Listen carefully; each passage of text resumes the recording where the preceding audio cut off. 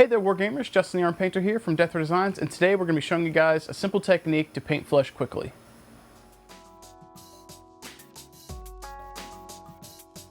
Alright, so let's jump right in here. We have a Space Marine head that we're going to be working on today, and we started by priming the surface with gray Stynylrez from Badger, followed by a white Stynylrez Zenithal highlight from the top.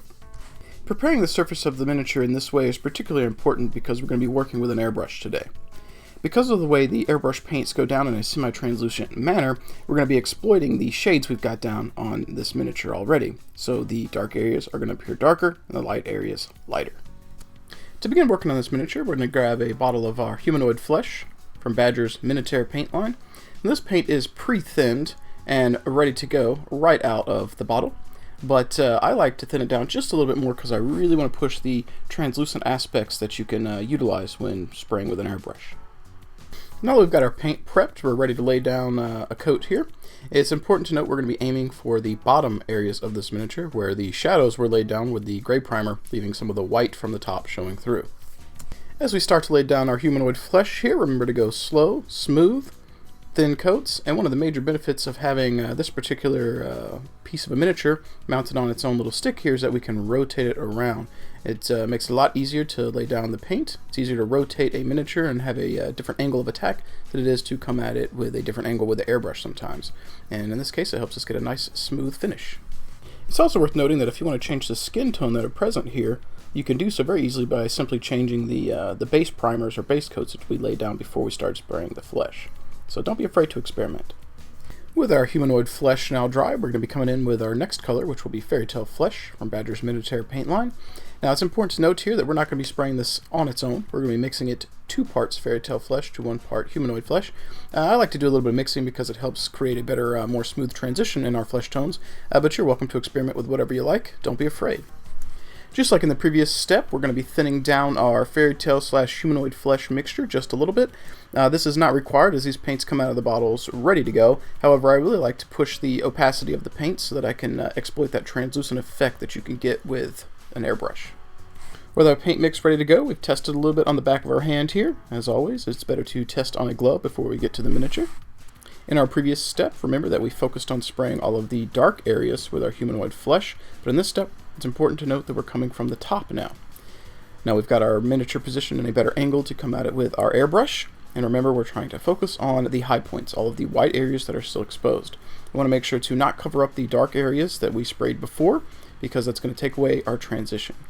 Now as you begin to paint this guy, remember to do thin coats, very smooth, and because we've got him mounted on a little plastic stick, you can rotate him around and really get into all those angles. And there we go. You can see we've got our base transition here from dark flesh to light flesh, and for a basic tabletop standard, you could call this good. You know, paint some of the extra little details, paint his eyes, and he'd be finished. But that's not what we're here for today, folks, are we? We're here for a Death Ray Designs, how to make things Death Ray difficult painting tutorial. So we're going to be coming in for some extra steps to show you guys how to take this face to the next level. With our flesh shades now dry on this miniature, we are ready to move on. Now it's important to note that for you guys to complete this for your tabletop, for your miniatures, that there are a few details left to do. You'd obviously want to paint the metal bits, paint his eyes. He's got a little scar on his head that you might want to do as well. And you may even come in and do a little bit of the hair stubble on his head. In this particular tutorial, however, we're only going to be focusing on how to get the flesh done. Now the next step here is going to be dropping a wash. Now the wash that you use really is dictated by what color flesh tone that you would like to have at the end. In regards to Citadel paints, you might decide to use a Reikland Flesh Shade, a Kerberg Crimson, or in the case of what I like to do, a Druchii Violet. To begin on the wash step, we're going to need a few things. First and foremost, we might actually want to get out our wash.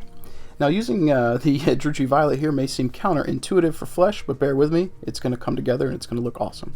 The second thing you might want to pick up is some matte varnish. Now this is a little bit expensive, but you can pick it up from Hobby Lobby and utilize their Hobby Lobby app to save 40%. Now you could use Lamy and Medium from Games Workshop, however I find that the cost of that particular thinning material is a little bit too expensive, and the matte varnish from Liquitex does just fine, and for the volume is a great value. When approaching flesh tones, I like to thin down our washes. In this case, we're going to be using our Druchii Violet. We're going to be using 1 part Druchii Violet to 3 parts of our matte varnish, or if you're using Lamy and Medium, that works as well. The overall thinning of the wash is going to dictate our overall finish for our flesh. To get the paint out of our wash, I like to use a standard paintbrush and just count the drops as I drip them into the reservoir. You could use an eyedropper or some other method, but this works fine for me, even if it is not an exact science. Make sure you don't lose track of how many drops of wash you put into your mixing container or reservoir. This is important because you want to make sure that you get a consistent ratio when you're mixing these up. In this particular case, we're going to be putting 9 drops, and if we get too much in here, we can just sop it back up with the brush and put it back in our container.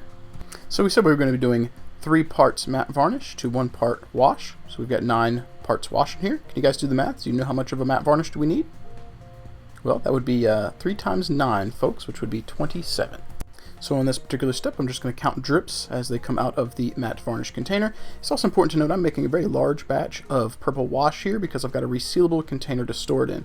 You may mix up a little bit less because you may be working on less flesh at one time, or you may mix up more if you have a lot more to do.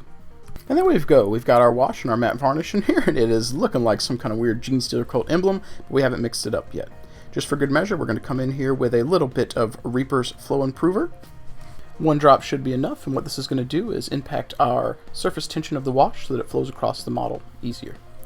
Now we're going to mix this up, and you're going to notice it's going to have kind of a pale looking purple color look to it, but when it dries, rest assured it will be translucent and very matte.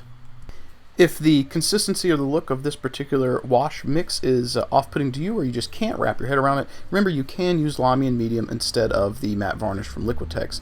Both are going to give you a similar finish, but the Lamy and Medium is going to look more translucent in the container despite drying with the same translucent effect and matte finish.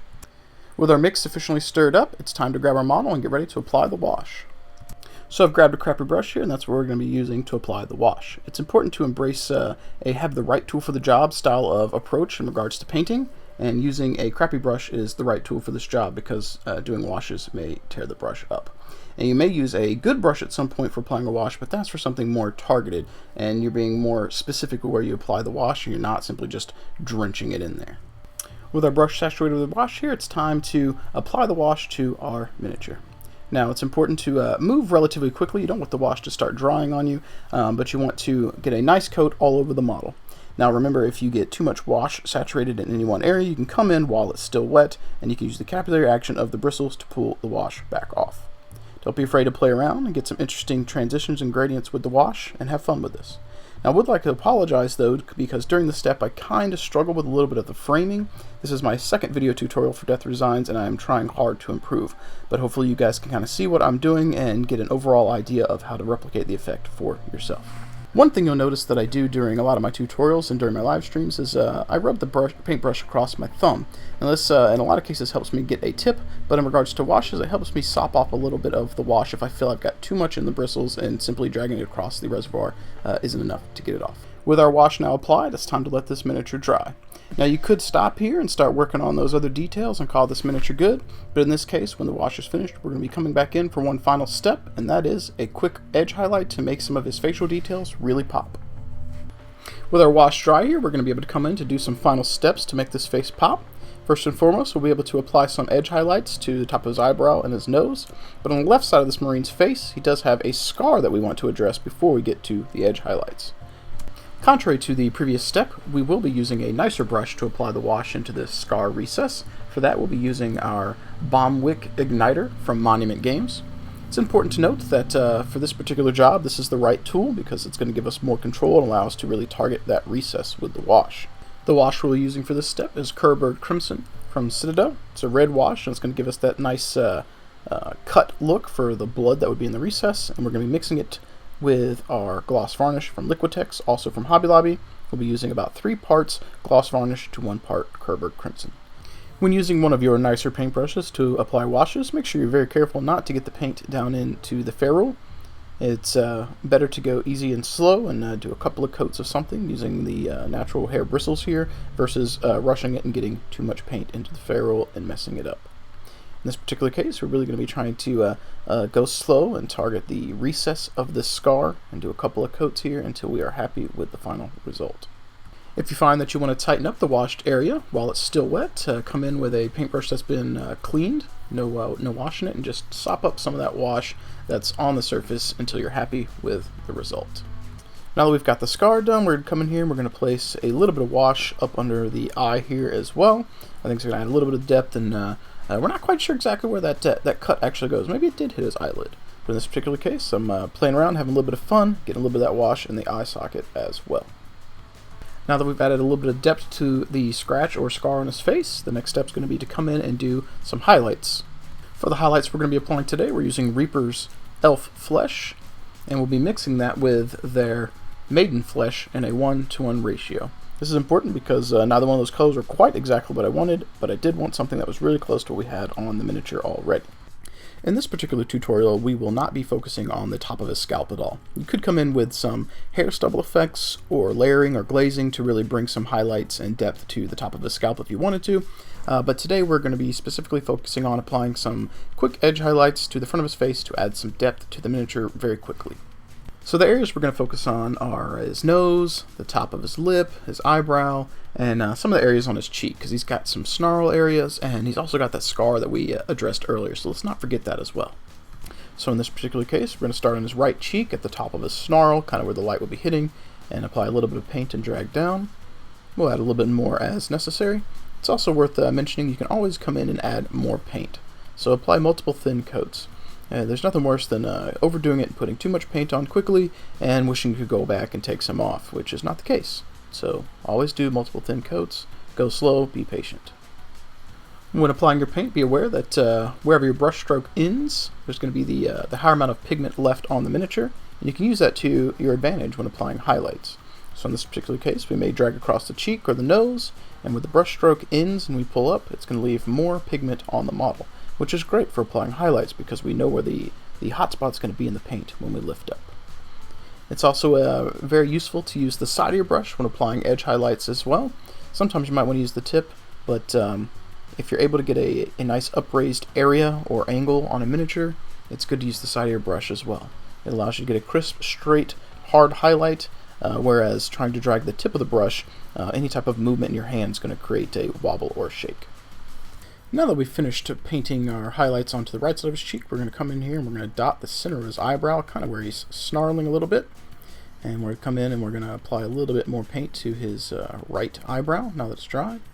Come in here and we're going to apply a little bit of paint to his left eyebrow, being very careful here to hit the spots beside his scar and not get paint in the scar. There we go. Now we're going to come in and we're going to apply a little bit of paint to the other side of his eyebrow, leaving, again, the recess of that scar exposed. No paint down in there. It's going to give us some depth and keep that scratch going. Now that we've got the right side of his face basically done and his eyebrows done, we're going to come in here and start working on the left side of his face, applying a highlight to the top of his snarl and a little bit of his cheekbone. Again, being very careful to pay very close attention to where that scratch or scar is so that we don't apply paint into that recess as well. As a final step to add some depth to the scar here, we're going to apply a light edge highlight using the tip of our brush and come down the scar here. This is going to create a little bit of extra depth and help push the depth, which is what we want. As Bob Ross would say, though, 2 hairs and some air, so be very careful when you do that. One of my favorite details to paint when working on detailing faces is the nose. It's a lot of fun. So here we're going to drag a little bit of the paint across the nose with the side of our brush. Coming in with little bits at a time. Again, you know, where we lift the brush up, the last part of the stroke is where that paint's going to be the most dense. Now we're going to come in and very gently tap the side of the brush here right on the side of his nostril. We want to get a little dot to give the illusion that there's some depth.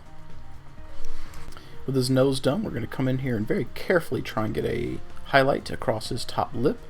I imagine this is where some of the light source would be hitting, and in our case we don't have any cool facial hair on our Space Marine, so he's got to get a little bit of light on that lip to create that depth. And to wrap up the lips on this Marine, we're going to get a little bit of a highlight on his bottom lip as well. Again, when you're doing this, you're not trying to get full coverage, you're just trying to get a high spot where the light source is very intense. That's the whole point of our highlight. As we mentioned before, there are a few extra details you could do on this model if you were going for more extreme detail. You could work his scalp a little bit. Maybe you want to do a highlight, or you want to work some of the hair stubble in there. The sky really is the limit. Just depends on what you want to do. But for the tutorial today, I think this face is looking really awesome, really good, and really fast. Alright, with that paint now dry, I think we're going to call this piece complete. I'd like to encourage you guys to try and make this your own. Try different washes, try different base layers and stuff like that, and really see what kind of different depths you can get with the flesh tones. If you happen to use any of these techniques on your own, make sure you check us out over on Facebook, check out our Tap Garrison Facebook group, or tag us on Instagram. We would love to see what you are working on, especially if you happen to complete the miniature, because today we just worked on the flesh and getting the highlights done. If you guys use those flesh techniques and then come in and paint the eyes, the teeth, and the metallic bits yourself, we'd really like to see those completed miniatures. Share with us, give us some hobby motivation. If you'd like to give us some critiques or suggestions on how to improve the channel, make sure you sound off in the comments below. We'd like to know what you guys would like to see, what we can do to get better, and what other kind of content we can focus on. I know we're going to be doing tutorials, we're going to be doing some battle reports and some tactical stuff, but what would you like to see? If you'd like to help support the channel, make sure you check us out over at deathraydesigns.com. Anything you do over there helps keep the lights on, it helps keep me employed so I can continue to produce content for you guys. So one more time, I'd like to thank you again for hanging out with me today. I've really enjoyed doing these tutorials thus far. Hopefully you've enjoyed watching them. And as always, happy wargaming.